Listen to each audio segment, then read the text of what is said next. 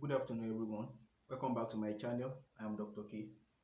So, in this video, I'll be taking you through the introductory part of carbohydrate metabolism. So, we're talking about carbohydrate metabolism. How is carbohydrate metabolized in the body? So, that's what our discussion will be centered on in this video. So, before I move forward, let me quickly tell you what metabolism is all about and what's the essence of carbohydrate metabolism.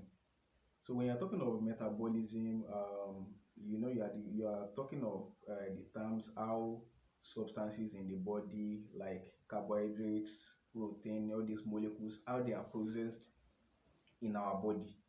So how they are broken down and built in the body. So metabolism is a general term for catabolism and anabolism. So for example now, catabolism is the breakdown of substances into smaller particles. So in this case, let's talk about pyruvate, breakdown of carbohydrate into pyruvate. Yes, and breakdown of glucose into pyruvate. That's an example of catabolism. So the breakdown of glucose into pyruvate. That's catabolism breakdown. So now let's talk about anabolism also. When you're talking of anabolism, you're talking of building up. You're talking of building up. Now the process by which for example now we know protein is made up of several amino acids. So several amino acids come together for protein to be formed. Yes.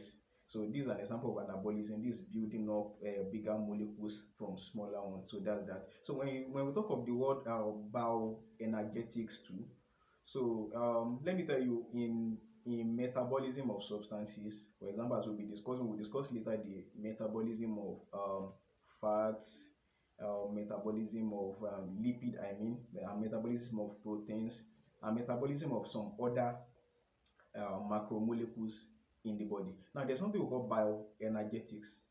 Bioenergetics. Now, all these metabolisms they go through pathways, so they don't just occur. Now, when you're talking of bioenergetics, you're talking of the metabolic pathway by which the cells obtain their energy. So that's bioenergetics. So now let us move forward. Let's talk about the center discussion is glucose carbohydrate metabolism.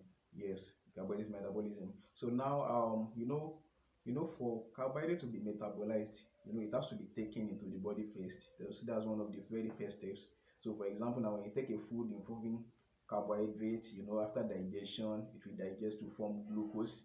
Are you getting it? It will digest to form glucose from series of processes or like that. So then after digestion, what's the next thing that happens? So the next thing that happens after digestion is that glucose is formed.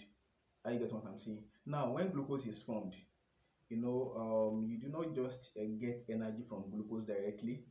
So you do not just get energy from it directly. So there are some processes that have to take place for the energy to be released from glucose. So that's the essence of carbohydrate metabolism. So now when we talk of carbohydrate metabolism, we cannot do without talking about glycolysis. We cannot do without talking about Krebs cycle. We cannot do without talking about the electron transport chain. So these three they work hand in hand together for carbohydrate metabolism. Energy must be released. So let's move forward. So now let's talk about glycolysis first. So when you're talking of glycolysis, let me quickly give you the brief overview of glycolysis. That's just another word for glucose. Then lysis, the other part of it, lysis. So that's the breaking down of something. So we actually describing the breaking down of glucose. So that's glycolysis. So it breaks down. Now, what's the essence of breaking down glucose? What's the essence? So the essence is for energy to be released. Are you getting? Now, if glucose is not broken down, there can never be release of energy. So that's the essence of breaking it down. Now, what was glucose broken down into? Now, through series of steps, are you getting it? Through series of steps, glucose will finally be broken down into what we call pyruvate. That's 3-carbon pyruvate. Now, if you know the structure of glucose has 6 carbons. So now what happens during glycolysis is that the carbons break up into two. When you divide 6 by 2, you have 3. So now we have two pyruvates when glucose breaks down. So two pyruvates like that through series of steps. You don't just get pyruvates. There are several intermediate steps that follows. For example, the first is that glucose will form glucose 6 phosphate. Now the reaction will be catalyzed by exokinase. Then after glucose 6 phosphate, the next thing is glucose. The next thing is fructose 6 phosphate, like that. So before we move to fructose 1 6 biphosphate. So till we go, we form dihydroxyacetone phosphate, glyceride 3 phosphate, glyceride 3 phosphate, glyceride 2 phosphate, like that. So it goes down like that before we finally have 3 carbon pyruvate. So that's that. Now let's talk about the Krebs cycle. No, when you're talking of Krebs cycle, let me quickly give a brief description before we move forward. You are talking of the process by which pyruvate is made to yield energy. So that's Krebs cycle. When you're talking of cycle, you're talking of a process in which the product you get you have at the beginning of the reaction is what you get in the final stage of the reaction. So that's a cycle. Are you getting it? So it continues that way. So that's all about that. So now let's talk about the electron transport chain. Now in the electron transport chain, what happens is that when carbohydrate is broken, carbohydrate is made up of carbon, hydrogen, and oxygen. Now the hydrogen part of it, are you getting it? Now it combines with stuff like NADH and FADH. Are you getting it? So when it combines, so now this NADH and FADH, they will now go to the electron transport chain to generate ATP. So they go to generate ATP in the electron transport chain. So let's go forward and discuss. So let's move forward. Let's continue. Now let me quickly describe some basic steps in carbohydrate metabolism. Now one of the steps is the uptake of glucose, galactose, and all these ones. So one of the steps is the uptake. Now it has to be taken. Are you getting it? So now another thing that happens after you must have absorbed it, and after digestion you get those things, is that it will be transported from the intestinal mucosa, then via the portal vein into the liver. Are you getting it? So there will be movement of glucose, so from the intestinal mucosa through the portal vein into the liver. Now what happens to it in the liver? So what happens is that it might be either used directly for energy, or it might be used to form glycogen. So that's one of the things that happen, either used to form energy directly or used to form glycogen. So that's that. So now let's talk about the function of the hormone insulin. Now the hormone insulin controls the uptake and metabolism of glucose in the liver. That's its function. So uptake of metabolism of glucose in the liver. When the glucose is getting very much, it is the function of the hormone insulin. It tries to convert it into what we call glycogen. So we are still going to that later. So now we have let's talk about the B vitamins that act as coenzymes in carbohydrate metabolism. So the B vitamins. So now let me say we have FAD, that's flavin, adenine, dinucleotide, and some other coenzymes that are derived from vitamins. Are you getting it? So they help in carbohydrate metabolism. In fact, carbohydrate metabolism cannot take place without the coenzymes. Are you getting it? Without the coenzymes. So now let's talk about the cofactors too. They also have their roles. Coenzymes and cofactors, they bind to enzymes. They help enzymes to function normally. Are you getting it? So now let's move. We talk about let's okay. I've talked about coenzymes. Let me talk about cofactors. Now we have some. For example, now when you're talking of cofactors, there are some. There are the coenzymes. They are proteinous in nature. Are you getting it? So they help enzyme to function normally. They are proteinous in nature. So, but the cofactors, they are not. They are non-proteinous. They are not protein substances. So they can be in form of metallic ion. Are you getting it? In form of metallic ion like phosphorus, iron, chromium, manganese, copper, zinc, and so on. So those are the cofactors. So all these work together for carbohydrate to be metabolized. So let's move further. Um, let's move further. Now, let me describe glycolysis in brief details.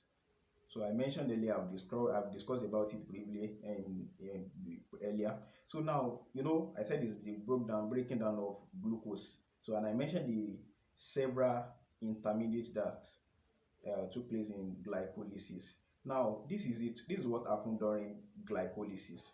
Now, what happens is that, glucose is broken down to form two molecules of pyruvate. I get not one molecule, two molecules of pyruvate. Now, during glycolysis, these are the things that happen during glycolysis. The first thing is the phosphorylation of glucose.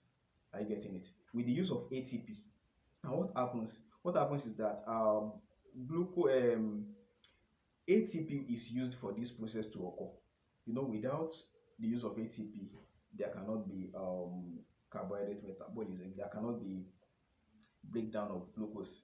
Are you getting it? Now, what happens is that ATP will break down to form ADP and inorganic phosphate. So that's the first step.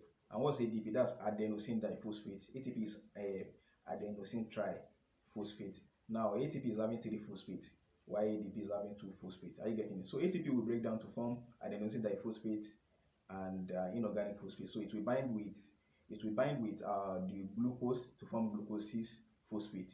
Are you getting it? Then after that again, another ATP will still break again.